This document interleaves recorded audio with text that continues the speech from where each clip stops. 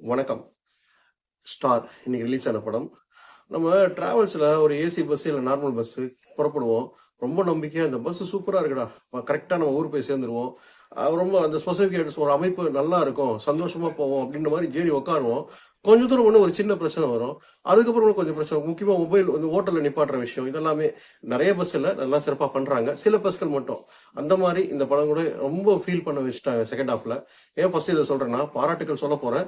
Second ஹாஃப்ல ரொம்ப, ஏன்னா ஒரு படத்துக்கு ரொம்ப முக்கியமான விஷயமே படத்துக்கு ரெண்டாவது பகுதி தான்.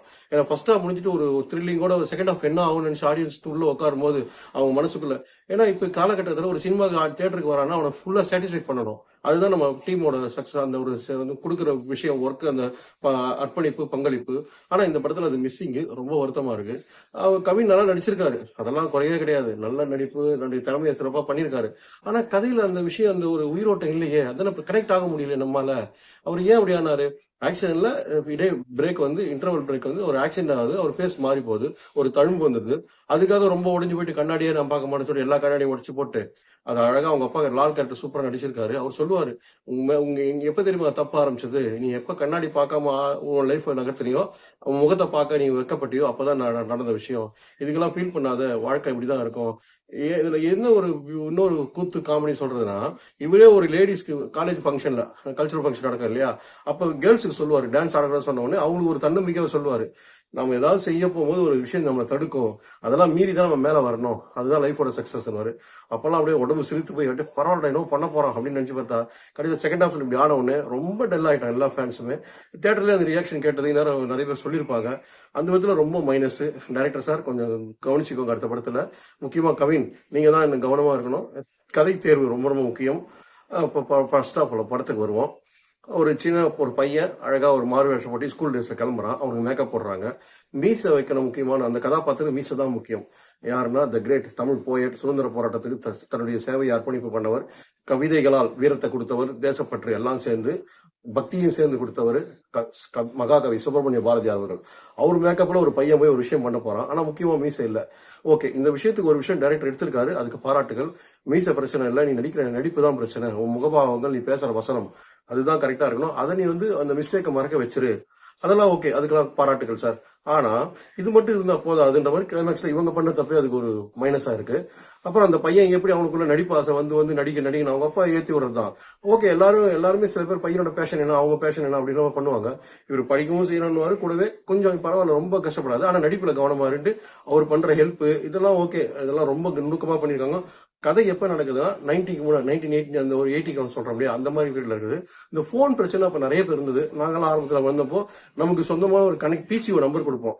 ஆனா நான் உங்க நம்பர் கொடுத்துக்கிறேன். ஆனா அந்த படத்துல அவங்க மாமா மாறன் சூப்பரா நடிச்சிருக்காரு. அவர் நம்பரை கொடுத்துட்டு ஒரு ஒரு ஒரு ஆடிஷன் டெஸ்ட்டுக்கு போன் வரும்னு சொல்லி வெயிட் பண்ற சீன், அதெல்லாம் ஓகே. இதெல்லாம் பண்ணவங்க மறுபடியும் அதே சொல்றேன், ஏன்னா ரொம்ப வருத்தப்பட்டு சொல்றேன். கதை, திரைக்கதை, வசனத்துல முக்கியமா பிரசன்டேஷன், சீன் நகர்த்ததுல கோட்டை விட்ட படம் ஸ்டார். அப்புறம் வந்து முதல்ல வந்து இப்படி ஆன உடனே ஒவ்வொரு இடத்துல நடக்க ஏமாற்றம் இப்படி போகும். இவங்க வந்து புவர் ஃபேமிலி சொல்லிடுவாங்க. ஆனா இவருக்கு மும்பையில போய் நடிப்பு கோர்ஸ் படிக்கணும் ஒரு ஆசை, அது ஒரு விஷயம். அம்மாவுக்கு வந்து கீதா கைலாசம் அவங்க நடிச்சிருக்காங்க, ரொம்ப இப்ப நடிக்க ஆரம்பிச்சிருக்காங்க, நிறைய படத்துல பார்க்கலாம்.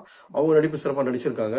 அவங்க ஒரு மும்பைக்கு போய் நடிப்பு கழிச்சு பண்ணணும்னு அதுக்கு பண பிரச்சனை. அப்ப அந்த காலகட்டத்தில் ரொம்ப கஷ்டம், டிராவல் பண்ற விஷயம், அங்க போய் தங்கி படிக்கணும், ரொம்ப செலவாகும் இல்லையா. அதுக்கு அவங்க அப்பா ஸ்பான்சர் பண்றது. அவர் வந்து ஸ்டில் போட்டோகிராஃபர் காட்டுவாங்க. அவர் வந்து உங்க அப்பா ரொம்ப சம்பளம் கேட்டு வாங்கிட்டு பார்த்தா உனக்கு கொடுக்கத்தானான்ற ஒரு வருத்தப்படும். இப்படி போகும். அதுல முக்கியமான ஒரு விஷயம் டைரக்டர் டச் பண்ண விஷயம், அதுக்கு பாராட்டுகள் சொல்லிதான் ஆகணும்.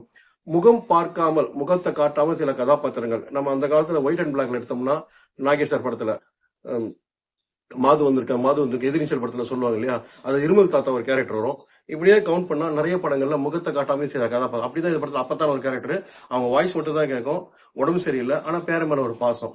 இந்த பாசத்தோட கனெக்ஷன் எப்படி கொடுத்துருக்காருன்னா, இவர் கிளம்பும் போது ஒரு சுருக்கு பையிலிருந்து ஒரு அமௌண்ட் கொடுக்குற மாதிரி, இது செலவுக்கு வச்சுக்கோ அப்பதான் கொடுத்தாருன்னு அப்படி ஒரு சந்தோஷம் கிடைக்கும்.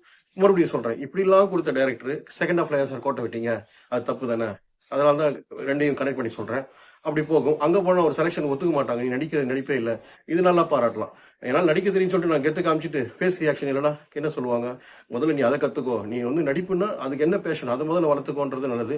அதுக்கப்புறம் அடம் பிடிச்சி அங்கதான் நம்ம டைரக்டர் டச் பண்ண விஷயம் என்னன்னா, யுவன் சங்கர் ராஜா பிளஸ் நான் முத்துக்குமார் புகழஞ்சலி அவருடைய வரிகள், புதுப்பேட்டை படத்துல பாடின அந்த ஒரு பாட்டு, இந்த பாட்டு தியேட்டர்ல ஒலிக்கும் பொழுது ரசிகர்கள் கூட சேர்ந்து பாடுறது, குரல் கொடுக்கறது, ஹம்மிங்கு ஓன்னு சொல்றதெல்லாம் ரொம்ப ரொம்ப சந்தோஷம். இப்படி பண்ண நீங்க ஏன் செகண்ட் ஹாஃப்ல கோட்டை விட்டீங்க? இதெல்லாம் கவனிச்சு பண்ணுவாங்க. செகண்ட் ஹாஃப்ல முக்கியமா நீங்க கவனிச்சு பண்ணிருக்கணும் இல்லையா? அதனால சொல்றேன், ஸ்டார் படம் ஜொலிக்கவில்லை, கொஞ்சம் டல்லு தான். அடுத்த படம் ரொம்ப நம்பிக்கை எதிர்பார்க்கிறோம்.